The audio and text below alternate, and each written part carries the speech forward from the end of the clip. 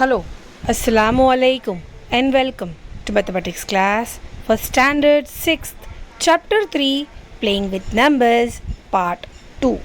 Students, what you're going to learn from this video? In this video, you are going to learn the explanation of Chapter 3's Exercise 3.2. There are 12 questions from this exercise and all of the concept based questions are there. So students, pay attention and get thorough to whatever I'm explaining. So what we are waiting for? Let us begin. The first question of this exercise 3.2 is, what is the sum of any two odd numbers? And the second question is even numbers. So as you know, students, the solution says that the sum of any two odd numbers is even.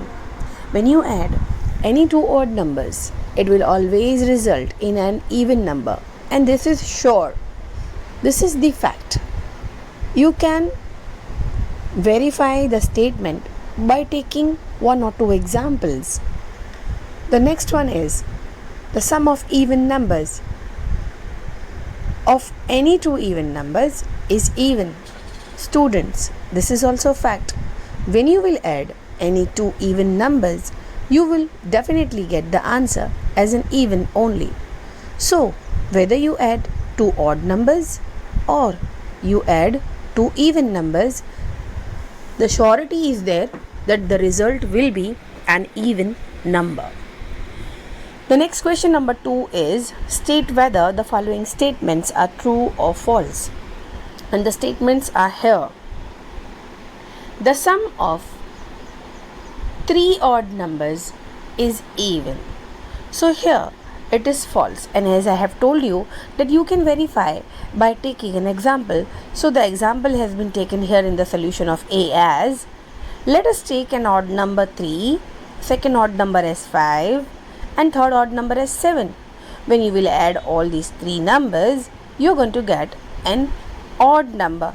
So as it is said in the statement that the sum will change to an even, so this is false statement. The sum of any two odd numbers and one even number is even. So this is true, because when you add any two odd or even numbers, definitely you are going to get one even answer. And that even answer, if you are going to add with another even number, so two even numbers, so sum of any two even number results in even, right? So this is true. So you can do this way by taking two odd numbers addition and then adding one even number to it. You can see the results has come as an even number. The product of three odd number is odd. Product means what you get after multiplication, that is the multiple that will change, is also called as the product. So you have to take any three odd numbers and you have to multiply them. So what will be the result? It will definitely be an odd number. You can see in question number C, the example has been taken by taking 5 as an odd number, 7 another odd number and 9 another odd number. When all these three numbers are multiplied, you get the answer as an odd number. So the given statement is true. We'll go for number D. If any even number is divided by 2, the quotient is always odd. So this is false statement. You may get a false quotient, an odd quotient, or you may also get an even number as a quotient. So it is not only that if you divide any even number by 2, the quotient is also even. It may come as odd, it may come as even. You can see the example has been taken here. 6 divided by 2 gives you 3 as an odd quotient.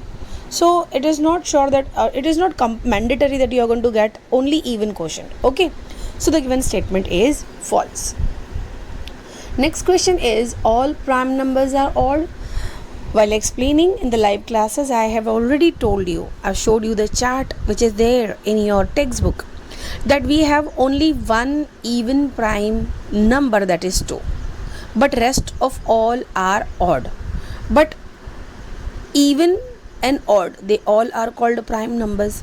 So even prime number and odd prime numbers make the total set of prime numbers. So we cannot say that all the prime numbers are odd because of the presence of one even number. So the given statement changes to false. The next question is F. Prime numbers do not have any factors. So is it true that prime numbers do not have any factors? No, this is false, because the prime numbers have the table of 1 and itself as a factor. You take any prime number. Suppose we take 41. So 41 means 141s are 41. You get two factors, that is 1 and the number itself. This is the identification of prime number. So how can we say that the prime numbers do not have any factors? Any number has at least two factors. The number which has at least two factors is called a prime number. And if other numbers are having more than two factors, then those numbers are called as composite numbers. The next question is number G. Sum of two prime number is always even. Now let us see if it is a fact. False it is. When you take any two prime number, it is not sure that it is going to be a even number, because 2 comes as a prime number. 2 is also even. One odd and one even will definitely give you odd number. Suppose in the prime numbers we are taking 2 as a number to add, so definitely the answer won't be an even number, right? So the next question is H. 2 is only even prime number. Yes, this is the fact that 2 is the only prime number, and we will say yes, this is true.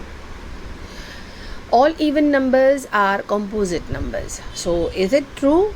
No, it is not true, because one even number is also a prime number, and that is 2. So because of this 2, many of the statements of the prime numbers which they actually compile, or which they actually fits for all other odd numbers, will become false for the presence of 2. Okay, so here also it is false. The product of, that is last one, the J1, the product of any two even number is always even. So this is, yes, it is true. When you will multiply any two even numbers, the product will be surely an even number. Okay students, so let us now move ahead to the question number 3 of exercise 3.2.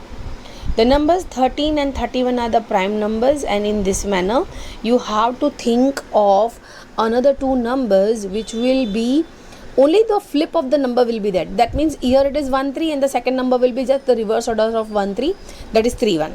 But one condition must be there, that 1 3 and 3 1, these both the numbers must be a prime number. Then and then only you can select these kind of pairs. So like that, from 1 to 100, how many pairs you get, you have to write it down. So here we have 1771, 3773, 7997, and I think 3 more you will get it. There are total 6 kind of such pairs, but here only 3 pair they have asked, so we are going to mention only 3 pairs. The next question number 4 is, write down separately the prime and composite numbers which are less than 20. So here less than 20, that means it will begin from 2 and it will end on 19. You have to list only the prime numbers which are in between 2 to 19. So we'll list begins with 2, 3, 5, 7, 11, 13, 17, and the last one will be 19. Now whatever numbers are remaining are composite except 1, because 1 is included neither in prime numbers list nor in composite number list. 1 is neither a prime nor a composite, it is an exclusive number. Okay, so we won't count 1 in prime also, neither in composite also. So the others which we had not listed in prime will become composite. So 4, 6, 8, 9, 10, 12, 14, 15, 16 and 18 are the list of composite numbers, falling between which numbers? 2 to 20. Okay. The next question is 5 from the same exercise 3.2. What is the greatest prime number falling between 1 to 10? So from 1 to 10, as I told you that 1 is not a prime nor a composite number. We will list the prime numbers coming in only one digit numbers. They are 2, 3, 5 and 7. Among this, the greatest number is 7, so our answer is 7. The next question is number 6 of the same exercise, and here you have to express the given number as a sum of two odd prime numbers. So you have taken, as I have to given the rest of all homework I had given in my live classes, and the first one I explained it to all of them. It was 44. So let us think 1 3 plus 3 1 will give you 44. You have to select any one pair, any one such pair that will add up to 44, but on one condition, that both the numbers must be prime. Okay, that means 13 is prime, 31 is prime. You have to add them and the answer must be the given question, that is 44. Okay students, like that 36, 24, you have both the pairs, see both the numbers as a prime number. Now students will go for the next question, number 7 of the same exercise. Give 3 pairs of prime numbers whose difference is 2. Now we have to select a number whose difference is 2. You know what is this number called as? When you will select 2 prime numbers whose difference is only 2, such pair is called as twin prime number. What they are called? They are called as twin prime number. That means only one composite number comes between these two numbers, these two prime numbers. So when one composite number is listed between two prime numbers, then such two prime numbers are called as twin prime number, and the numbers are 3 and 5. See, in between 3 and 5 you have 4, that is composite number, but only one composite number between 3 and 5. Next is 5 and 7. You can see between 5 and 7 comes a 6, and 6 is composite number. Correct? So this 5 and 7 is a twin prime number. The second identification is how, you know, when you are going to subtract these two numbers, you will get the answer always 2. See, 5 minus 3, answer 2. 7 minus 5, answer 2. So when you will get the difference 2 and the composite number lying between them will be only 1. There will be only one composite number, then such two prime numbers are called as twin prime number. The next one is number 8th question from the same exercise. Which of the following numbers are prime? You have to just identify whether the given number is prime or not. So 23, 51, 37, 26. Among this, 23 has a factor 123, the 23. Other than this factor, you don't have any other factor of 23. So definitely the prime number has only two factors, right? So we will mention this is a prime number. Now let us see 51. As you can see, 51 is easily divisible by 3. The factors are 1, 3, 17 and 51. Okay, so definitely it has more than two numbers as a factor. So 51 is not a prime number. 37, it has the factor of only 1 and 37, that is 137, the 37. But other than these two factors, you don't have any other number as a factor. That means 1 and the number itself is the factor of the given number. So what we will call? We will call this number as, yes, prime number. Now let us think about 26. What we have? 1 26 are 26 and 2 13s are 26. So you get more than two factors here. So this 26 is not a prime number. Okay, it is a composite number. Next question is number 9, and you have to list the numbers, 7 consecutive composite numbers which are less than 100. So this also you can see when I was explaining on in the live classes, I have told that between two prime numbers there must be 7 composite numbers. Then such 7 composite numbers you have to list it. When you will begin from 2, you will see that at the most in between they are having 1, 3, 5. Okay, like that composite numbers are falling between them. I'm talking from 1 to 100. Okay, when two prime numbers are circled and between them the composite numbers which are crossed in the textbook, if you're going to count them, you will find that either between two prime numbers there is only one composite number, or between two prime number there is 3 composite number. between two prime numbers there are 5 composite numbers. So like that you have to think. But here the list of only those numbers you have to take composite which are 7 and which are falling between two prime numbers and they are consecutive. Now I tell you what is consecutive. It is actually sequence. They are in sequence. They are coming one after the other. They are called as consecutive numbers. So here we have 90 to 97 if you are going to count. See, from 89 if you are going to say 89 is a prime number. So after 89 circled you will find 90 cross. That means they have crossed in the textbooks for the composite numbers. So 90 is composite. 91, 92, 93, 94, 95 and 96. These all are composite numbers, and after 96 you have 97, that is prime number. So between 89 and 97 these are total 7 composite numbers, and this is the only 7 composite number falling between 1 to 100. So we have listed this. Okay, next question is number 10. Express each of the following numbers as the sum of 3 odd prime numbers. Now you have to add 3 prime numbers and get the answer. That is the question given, 21 for the first one.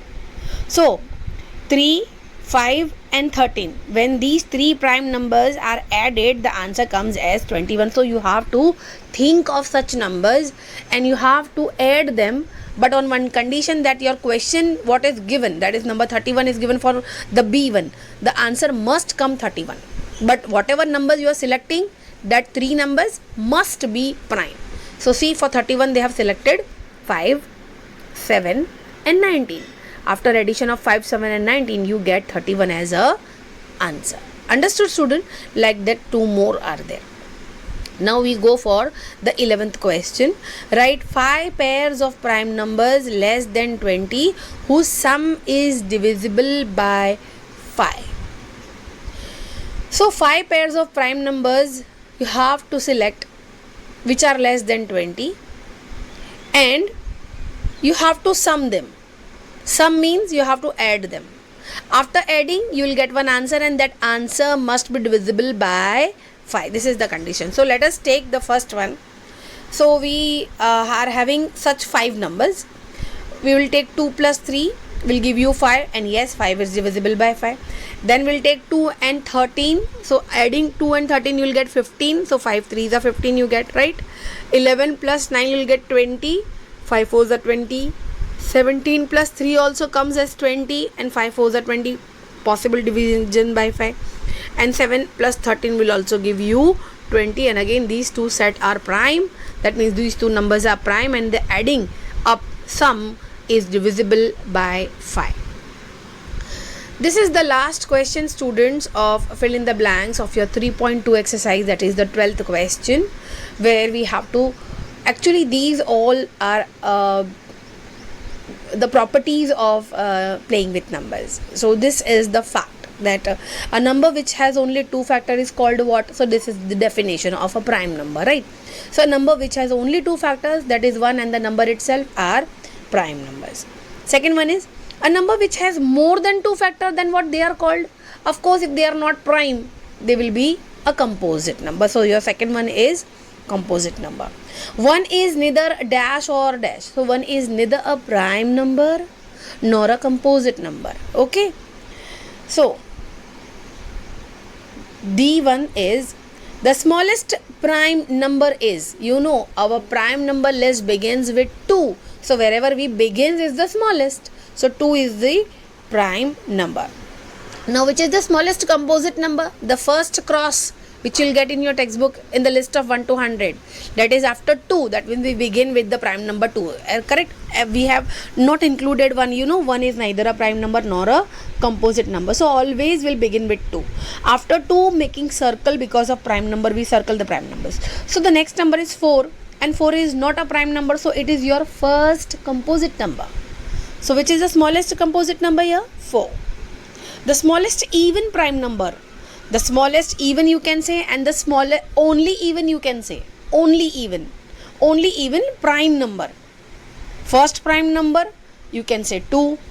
Only even prime number you can say 2. Okay students, so this is how we had completed our whole exercise 3.2. I hope students you have followed each and every sum very well, correct? Please complete your books on time. See you then soon. We'll meet with another video. Till then, have a nice day ahead. Goodbye.